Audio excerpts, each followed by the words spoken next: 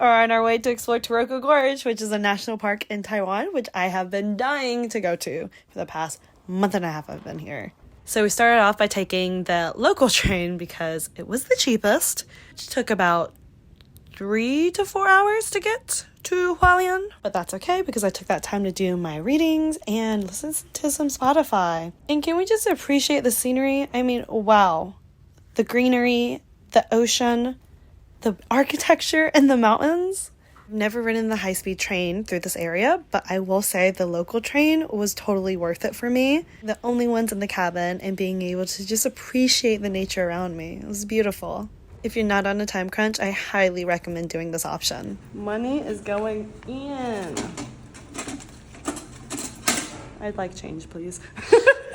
We got to Hualien a little later in the day, so we immediately went to go check into our hostel, which apparently has no reception. So we had to put the cash in the box with no change. And when I asked for it, they said, go to 7-Eleven. Obviously, the $2 not being worth it, we went instead to the night market. Actually had a lot of different items compared to the Taipei night markets. This one had a specialty toast with chicken in it. I believe we chose the sweet and sour sauce, which was amazing. And then we also got this fried chicken cutlet, which was very hot. We also rented a bike that night because we received a lot of recommendations from other people that went before us saying the public transportation was no bueno. A lot of waiting, a lot of frustrations. We went ahead and skipped all of that and got a bike. I have to say, it made the experience 100% better. So imagine driving the countryside of Taiwan in the mountains with the wind in your hair with this mountain view. Absolutely way better than waiting on public transportation or even riding in a car. Not get the full experience that way. Get yourself on a scooter. It is totally worth it.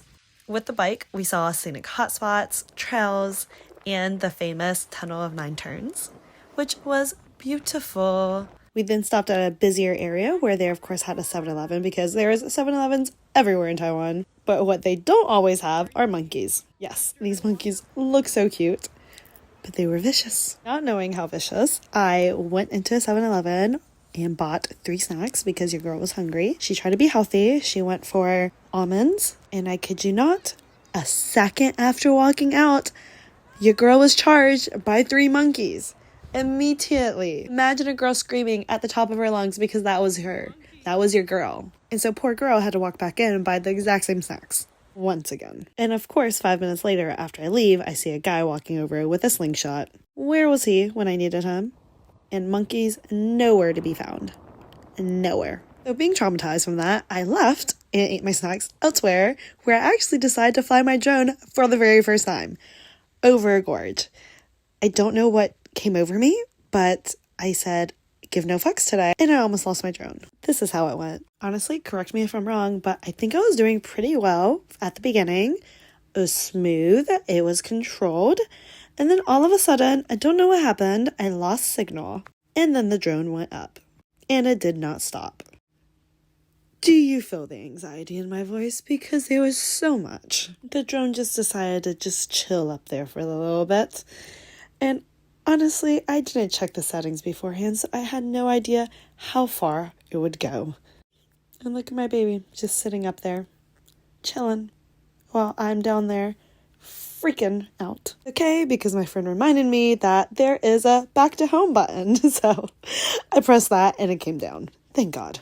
But not learning my lesson, I did it again. So I'm getting a few more shots of us, but not being able to handle the anxiety of it. I brought it down and ended my drone experience there. But lucky for me, I met this guy hiking another mountain in Taiwan who happened to have gone to the same place, and he let me borrow his drone footage, which happened to come out way better. Not surprised. He also happened to go on a good day where it wasn't raining, so the water was blue.